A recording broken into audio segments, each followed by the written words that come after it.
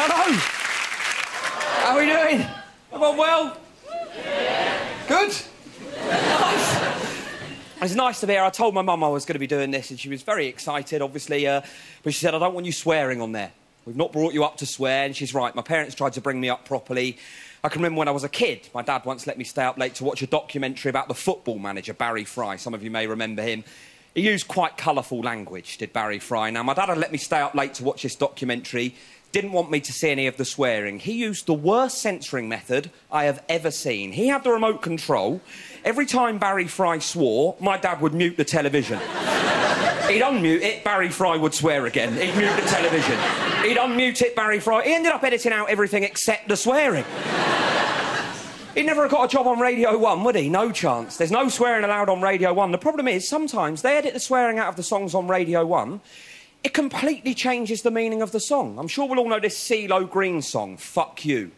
I see you riding round town with a girl I love and I'm like, fuck you. It's quite an angry breakup song in which CeeLo Green expresses his displeasure in seeing this guy driving round town with a girl he loves, right? They've got a clean version now. The first time I heard it, they just edited out the swearing. The problem was, it made it sound like driving round town with a girl that CeeLo Green loves was the kind of crazy caper this guy got up to all the time. It was like, I see you driving round town with a girl I love and I'm like, you...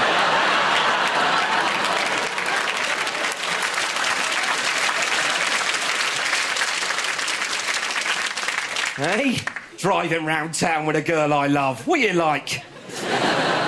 So with that in mind, I'm going to kick things off this evening, I think, by just telling you about a few things that piss me off. And I'm going to start with this. It seems to me at the moment, every time I go to get money out of the cash machine, every time I go to withdraw cash from a cash machine, the person that uses it before me takes 10 minutes. Have you seen these people?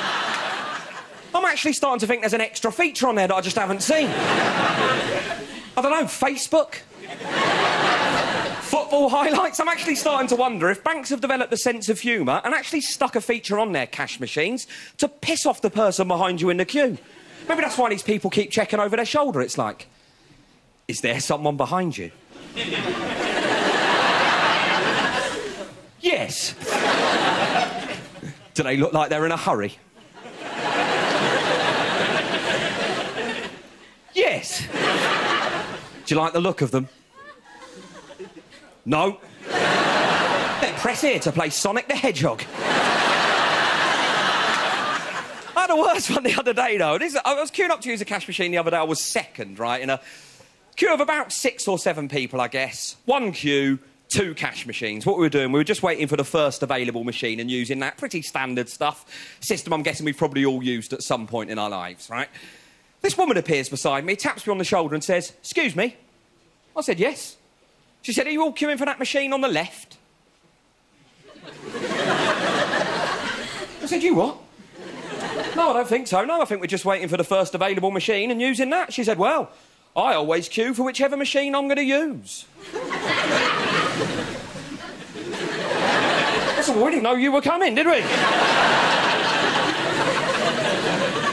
We could have had this whole unspoken arrangement whereby we'd just form one queue and wait for the first available machine. Clearly what we hadn't factored in was the unexpected arrival of a fucking idiot.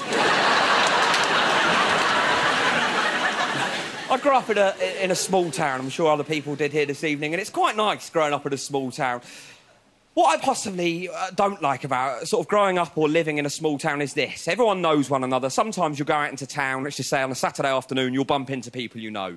Quite often you end up bumping into people you're really hoping you'd never see again. So for that reason, I limit my visits back there. Christmas is now when I go back. Just once a year, Christmas. I went back at Christmas. This happened. I bumped into this guy. I would never have seen him again by choice, just to give you an idea of the sort of person we're dealing with here, just to paint a bit of a picture. I'm sure we've all probably met someone like this at some point in our lives. He's a dickhead.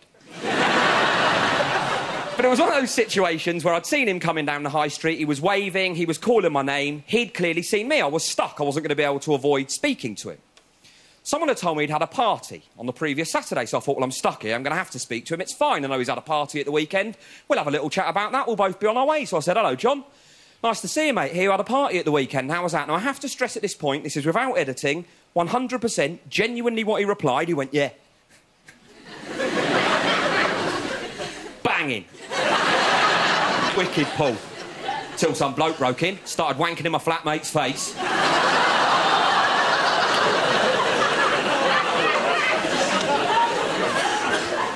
What? I don't know about you lot, but as far as I'm concerned, if I'm having a party, the minute someone breaks in and starts wanking in my flatmate's face, the whole party's been a total disaster. I don't care how much fun everyone was having up until that point.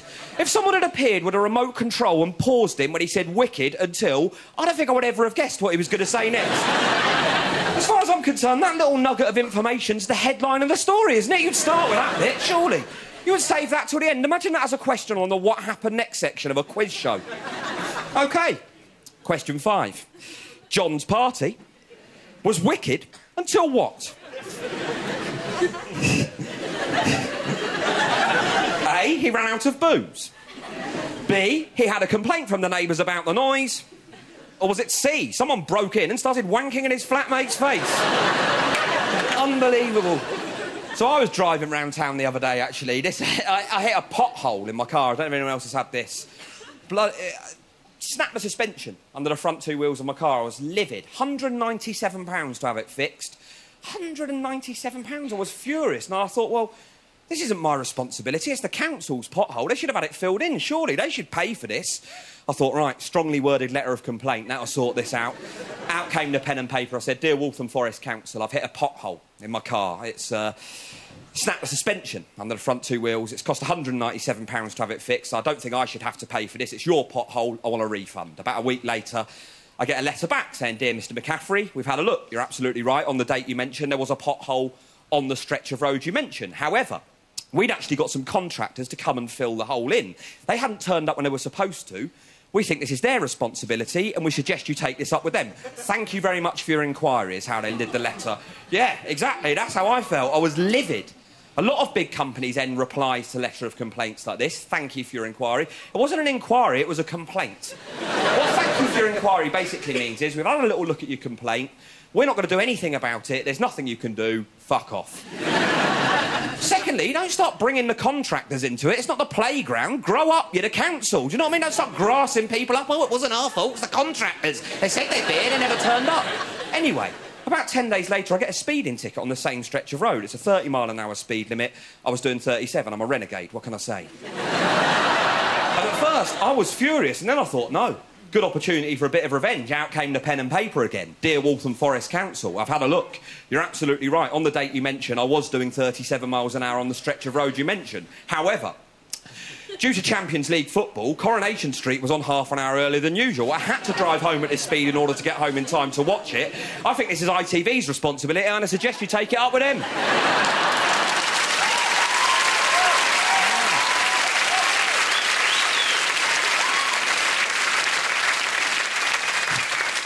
Thank you very much for your inquiry. I suffer from something called oral allergy syndrome. I don't know if anyone else suffers from this. Basically means I'm allergic to a lot of fruit. It's a posh way of saying I'm allergic to fruit. Pears, plums, apples is probably the worst one. Now, a girl I know recently offered me an apple. I said, I won't, thank you very much. I'm actually allergic. She said, oh, yeah. But you're just saying that to try and be cool. Let me tell you now, I've done some pretty ridiculous things in my life in an attempt to be cool. I've worn a cravat. I've greeted someone by saying, yes, easy dread. I was part of a 2-man Hampshire-based graffiti crew called the Mash Up Plenty Policeman Posse. Extraordinary lengths I've gone to in an attempt to be cool. I think even I would probably draw the line at pretending to be allergic to fruit. I think the coolest thing I do now is festivals, going to music festivals. We look like quite a festival crowd. I love a festival. Yeah, that's right, my people. It's my favourite kind of person. You get a good mix of people at a festival. I think my favourite type of punter at a festival are these people that think a festival is a good opportunity for them to reveal the real them. Do you know these people? They think they've got a wild side and a festival is the chance for them to show it to the world, right? You might bump into someone you work with, right? And they'll walk towards you, and as they're walking towards you, they get this stupid look on their face like...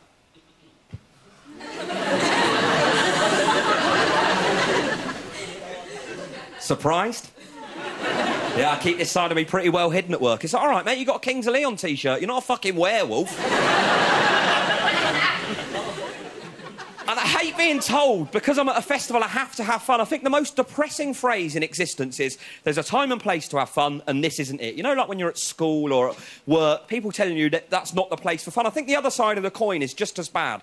People that tell you just because you're in a club or at a festival, you have to enjoy yourself. I got bullied into dancing at a festival last year. I'm not proud of this. Unfortunately for me, my face's default setting is somewhere between worried and pissed off.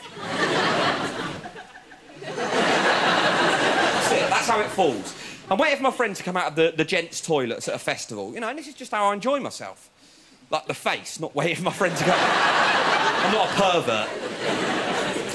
And as I'm stood there, I see this pack of angry ravers approaching, and as they got close, I could see the sort of ringleader wasn't happy with me just stood there, and they got up close and he went, "Come on, mate, get into it, it's a festival." Now, rather than give him the correct response to this, which would have been, all right, I'm just waiting for my friend to come out of the toilet, I went...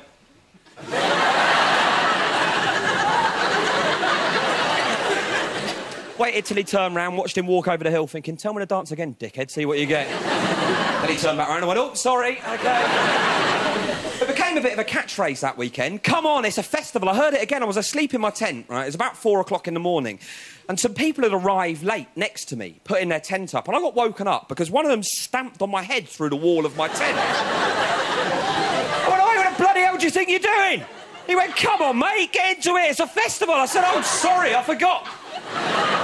It's a festival. Go and get your mates. Let's all have a stamp, shall we? Enjoy yourselves. Then they're at it again about an hour later, screaming this time. I just nodded off again, screaming. Ah! Ah! I've had too much ketamine, this bloke was saying. I've had too much ketamine. Then I heard another voice say, you know what, I'll sort you out, mate. Nice big dab of MDMA. I thought, thank God there's a health professional in there.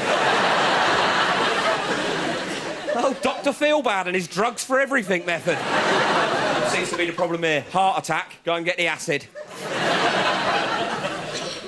So this has been nice. I think it's gone quite well. I don't like to brag, but I think it's gone OK. I don't like a bragger. I don't think anyone really does, you know.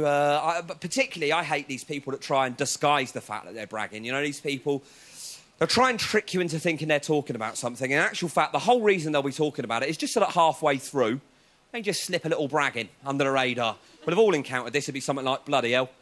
Yeah, had to get a new water filter today. Old one was broken. 25 quid for a new one from Boots. Bloody annoying. Could have really done with a drink of water as well. I'd just run 10 miles in just under an hour. Bloody thing was broken. It'd be something like I was in Asda again today. Oh, God, that shop. Asda. Awful place, isn't it? That stupid green uniform. The food's horrible. Problem is, it's the only place in town they sell extra-large condoms, so I have to keep going back there. The problem is this, a lot of people that do it, they're very good at it, they're very skillful, so when they leave the room, everyone else has been fooled by them. They just think it's been a normal conversation. I start slagging them off, I become the bad guy. I'm like, bloody hell, I didn't go much on him. Bit of a big head, wasn't he? Everyone's like, oh, come on, Paul. What on earth is wrong with you? He's a nice enough bloke. All he talked about was water filters and Asda. What's wrong with that? I tell you, I met a bloke last week that did exactly that, and it pissed me off. Last Wednesday it was, quiz night in my local pub. I was just in there having a few drinks with an ex-girlfriend of mine, actually. Glamour model, stunning. And this bloke...